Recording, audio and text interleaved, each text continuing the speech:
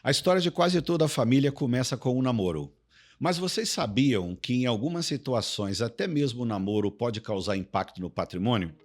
Veja como isso acontece e como se proteger de consequências indesejadas.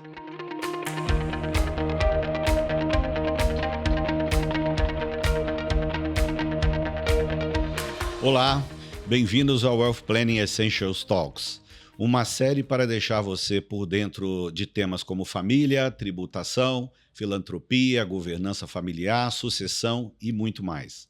Eu sou o Márcio Renato, superintendente de Wealth Planning do Bradesco Global Private Bank, e estou aqui hoje com a Poliana Simas, especialista do time de Wealth Planning, e o nosso convidado especial, Luiz Kignel, sócio do PLKC Advogados, para falar sobre família, preservação, evolução e transferência patrimonial. É uma alegria estar aqui hoje no Wealth Planning Essentials Talks, ao lado do Márcio e do Luiz. Ao longo das próximas semanas, em nosso Papo de Família, nós vamos trazer episódios com temas que acompanham a linha do tempo da vida, os principais fatos que impactam as famílias e o patrimônio e como os instrumentos e o aconselhamento jurídico adequados conseguem ajudar a preservar as relações familiares e o legado construído geração após geração. Poliana, Márcio, obrigado pelo convite. Vamos tentar desenvolver hoje muito assunto. No episódio de hoje, vamos falar sobre o começo de tudo, daquele relacionamento que dá origem à maioria das relações familiares. Exatamente, Márcio. Quase toda família começa no namoro. E sabemos que hoje os conceitos de namoro e união estável podem se confundir um pouco. Kignel, conta pra gente o que é o namoro para fins jurídicos e como ele se difere da união estável. As famílias evoluíram muito e as relações evoluíram muito. Então, na verdade, hoje, o namoro, primeiro, não tem uma definição jurídica, né? O que é o namoro? O namoro é uma presunção e é um desejo de lealdade. Quando duas pessoas se sentem bem, né, e criam um comprometimento que não chega a ser uma relação que socialmente cria vínculos econômicos ou cria vínculos patrimoniais. Então, o namoro é uma relação social, não é uma relação jurídica. A união estável não. A união estável é uma relação que traz para esse casal reflexos patrimoniais, reflexos familiares e reflexos sucessórios, que é o tema de hoje. Perfeito, Kignel. Aproveitando, quais são, Kignel, na sua opinião, as consequências patrimoniais que cada um desses tipos de relacionamento produzem? Bom, o namoro não deveria produzir nenhuma relação patrimonial. É aquele comprometimento entre duas pessoas. A união estável, ela é um degrau a mais. O que é a união estável? Relação pública, contínua e duradoura, com a intenção de constituir família. Não é ter filhos, família. Família é um casal. E uma definição talvez interessante é de que o que não é namoro, né? Para você entender o que é uma união estável, né? Namorados não têm dependência econômica. Namorados não deveriam morar juntos. Nos dias de hoje, talvez isso vai, né, evoluindo. Namorados não têm uma relação patrimonial que exceda aquele vínculo social.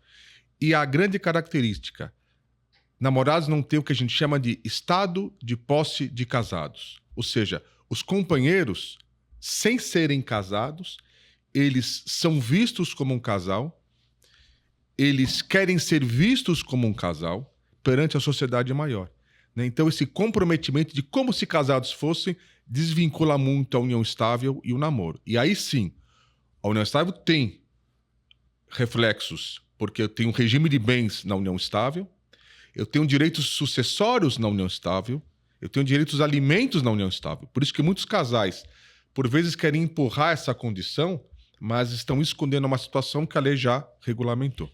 Kignel, e como funciona a sucessão nesses relacionamentos? Na união estável, hoje regulada pelo Código Civil, nós temos uma regra sucessória que é igual àqueles casados pelo matrimônio civil. Então, hoje, quando se pergunta qual é a diferença entre casamento civil e união estável, já houve diferença. Hoje não existe mais. Os companheiros foram promovidos à condição de herdeiros necessários. Então, pelo novo Código Civil, o cônjuge, casado pelo regime da separação total de bens, que é uma pauta para um outro programa, né, fala sobre regime de bens, ele passou a não ter patrimônio comum, mas ser herdeiro na sucessão. Isso não alcançava os companheiros, hoje alcança. Então, uma questão relevante que a gente tem que entender é que na união estável, diversamente do namoro, né, os companheiros têm direito a uma parte do patrimônio daquela pessoa falecida.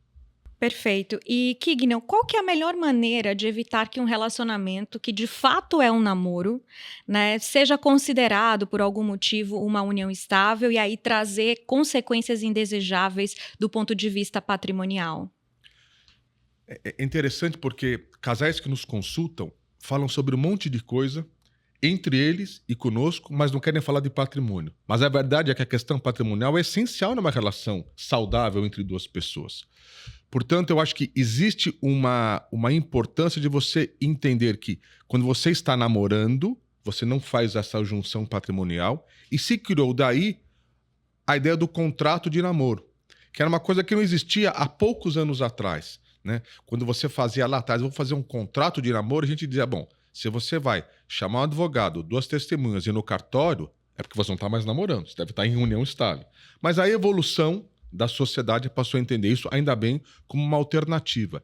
E o contrato de namoro é quando você tem pessoas que estão em uma convivência muito intensa, que eventualmente possa ser entendida como uma união estável, que não é desejada por ambos, né? Então a gente estica a corda e fala assim, não, vamos instrumentalizar isso, vamos dizer que nós estamos apenas só namorando, e nesse caso você afasta, se esta for a realidade, porque é importante, você faz um contrato de namoro vivendo em união estável, esse documento será desconstituído. Então, para aqueles casais que estão nesta figura, né, da lealdade, da presunção da lealdade mínima entre namorados, você pode fazer essa instrumentalização e tentar afastar a união estável pelos reflexos patrimoniais. Perfeito. E quando a gente se depara com relacionamentos envolvendo pessoas mais maduras, que já tiveram outras relações, que de fato aquilo é um namoro, mas a convivência ela é mais acentuada, como que fica nesse caso a proteção patrimonial? A gente passou a chamar de namoro qualificado, né? Porque é importante dizer, Poliana, que o direito de família ele não inventa, ele regulamenta. Quem inventa, no bom sentido, é a sociedade. Sim. A sociedade passa a aceitar novas formas de relacionamento e vem o direito atrás correndo. Bom, como é que eu arrumo a casa? As pessoas hoje maduras, aquelas que já tiveram uniões, são mais velhas, já têm filhos, querem estar com alguém intensamente, mas não querem realmente formar um núcleo familiar. Esse estado de posse de casados. Então, surgiu a figura feliz do namoro qualificado, onde pessoas adultas e maduras, ainda que tenham uma vida socialmente intensa, né, optam por não ter esse comprometimento. Mas é sempre importante dizer que a prova, para diferenciar namoro e união estável, sai do controle das partes. Ela é uma prova social. Então, se socialmente passam a nos ver como se casados fôssemos, não adianta eu dizer eu não sou, porque a sociedade diz que eu sou. E isso, num indesejável processo judicial, cria a prova contra você. Então, hoje você tem o namoro, você tem o namoro qualificado e você tem a união estável, que já é próxima do casamento civil, e na união estável, casais que moram juntos e casais que não moram juntos. Porque não é condição da união estável morar juntos. Agora, namorados que moram juntos tendem a sair do namoro para a união estável porque vão formar possivelmente um núcleo econômico único, né? Vão dividir despesas, né? Vão dividir compromissos, vão formar um caixa. Isso desqualifica a questão financeira, tende a desqualificar o namoro. Perfeito. Kignel, você deve ouvir muito, pela sua experiência, né, uma pergunta: o namoro sobrevive ao contrato? Você sabe que... vou falar uma coisa que a gente aprende na vida profissional. Eu sempre dizia que namoro, ele é uma dualidade de lealdade e fidelidade. E a geração mais jovem, respeitosamente, me corrige. Fala assim, o namoro é uma presunção de lealdade. Porque fidelidade é uma coisa que o casal tem que decidir se quer. São novos conceitos que, para quem tem 60, assim a gente se mexe na cadeira, mas você tem que entender a realidade social. Então, assim, o namoro sempre vai existir. A paquera sempre vai existir. O ficar sempre vai existir. Porque ele é da essência do homem e da mulher, do conhecimento de querer bem. Porque você não pode pular essa etapa. O que acontece por vezes, e aí infelizmente a gente cai no escritório, é quando um dos dois não tem a melhor das intenções, né, e induz aquele mais ingênuo ou aquela mais ingênua, né, a transformar indevidamente um namoro em união estável, já pensando em uma vantagem financeira. Isso acontece, infelizmente. Porque como no namoro você não tem regime de bens, como você não elegeu o regime de bens, você entra na união estável sem saber quem entrou. Qual que é o teu regime? Comunhão parcial de bens. Porque na união estável, o que se aplica é o regime da comunhão parcial de bens, salvo se eu fizer um contrato de união estável. Eu me recuso a fazer para me proteger, para fingir que eu estou namorando, e porque eu não fiz esse documento, nenhuma dissolução, eu caio no regime da comunhão, que eu poderia ter evitado, elegendo a separação total. Perfeito, Kigno.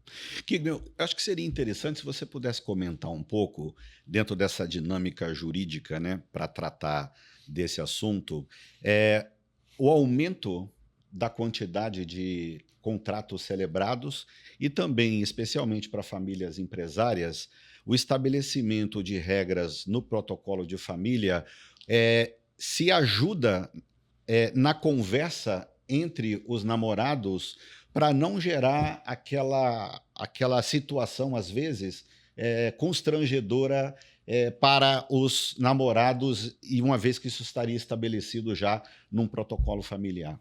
Perfeito. Sabe, hoje em dia, assim, o nosso movimento de orientação para casais, 2/3 são namorados e união estável, muito mais do que casamento civil, porque esse é o foco de quem não sabe em que cesta que ele vai entrar. Eu sempre digo para os casais que as nossas decisões pessoais têm reflexos patrimoniais na família quando são famílias empresárias. Assim, a decisão de querer estar, de estar bem, de não ficar, é uma decisão exclusiva do casal. Mas há um reflexo patrimonial de quem tem uma empresa familiar. E você tem toda a razão, nós temos colocado no nosso escritório para os nossos clientes que no protocolo de família se indique o regime da separação total.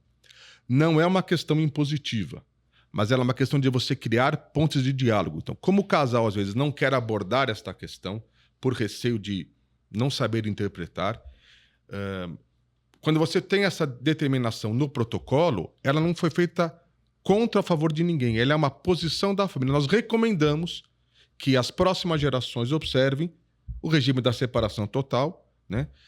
Que pode, vamos falar isso em outro programa, que pode formar patrimônio comum se desejarem. Então, só para a gente deixar guardado, o regime da separação total, ele não forma patrimônio comum, mas ele não impede se ambos desejarem situações específicas.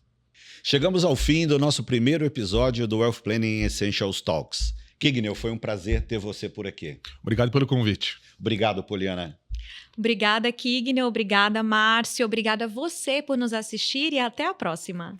Voltaremos em breve com mais temas que impactam a sua família e o seu patrimônio. Até mais.